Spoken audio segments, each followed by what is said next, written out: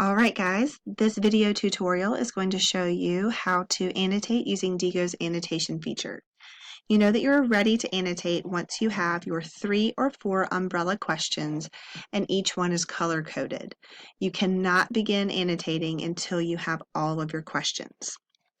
Once your questions are here, you're going to be able to scroll down and you can annotate using Diigo in a couple of different ways. I'm going to show you the easiest option, which is to use the split screen view.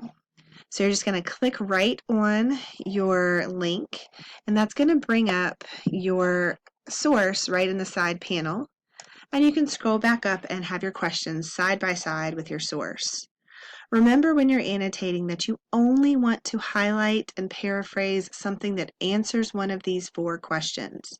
If it has nothing to do with your questions, you do not need to use it. So that's why it's nice to have your questions right next door. So you can see that I've already done some annotations here, but I'm going to go through and do another one with you. So if I scroll down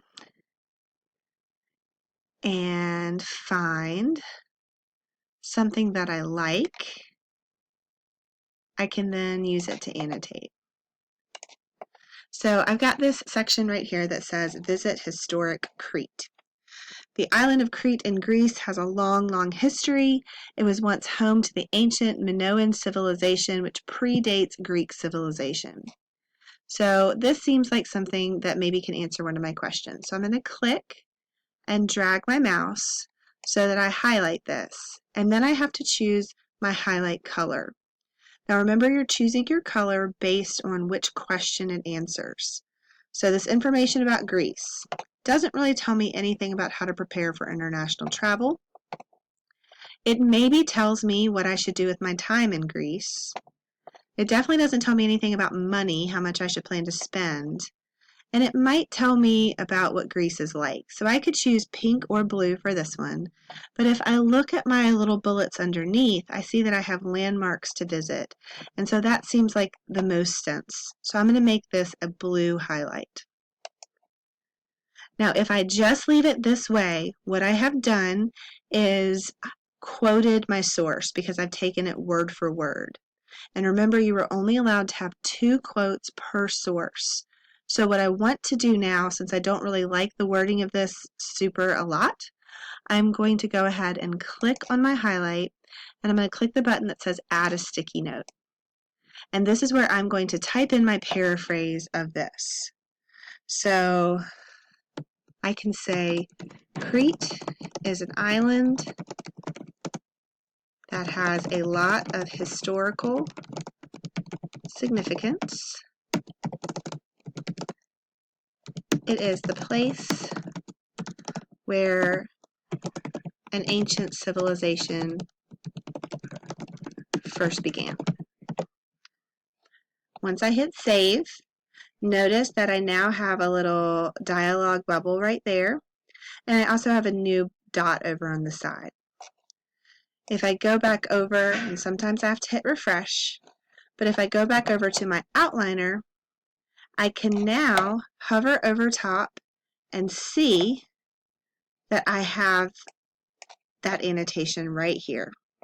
And it's got the part that I highlighted, and it's also got my own words, my paraphrase, in kind of gray letters that are italicized right underneath. Okay, so that is the first and easiest way to annotate using Diigo. Sometimes some websites don't show up well in the side view, so another option is to open the website in its own tab. So you can just hover over top of the link and then click on the actual URL, which is right underneath, and it's going to open in a new tab for you. As long as you have your Diigo button installed ahead of time before opening the link, you are going to be able to do the same exact thing as you can do in the side view. So I can come down here on the main website and I can highlight anything that I think is interesting. The only drawback is that I have to click back to see my questions. So if this is about money, I might have to click back to remember that money stuff should be in green highlight. But I can do the same thing, highlight in green. I can add a sticky note. Fairies are available pretty inexpensively, but they can be slow. I can save. I get my same little dialog box. If I come back over and I hit refresh, I have my same place where my annotations show up here. So that is how you annotate with Diigo. Remember that Diigo does not work with paid subscriptions. So if you're using Gale or WorldBook, you will need to type in your annotations as I showed you in the previous video, which is where you just type it in right down here. Otherwise, you should be good to go. Hope that helps.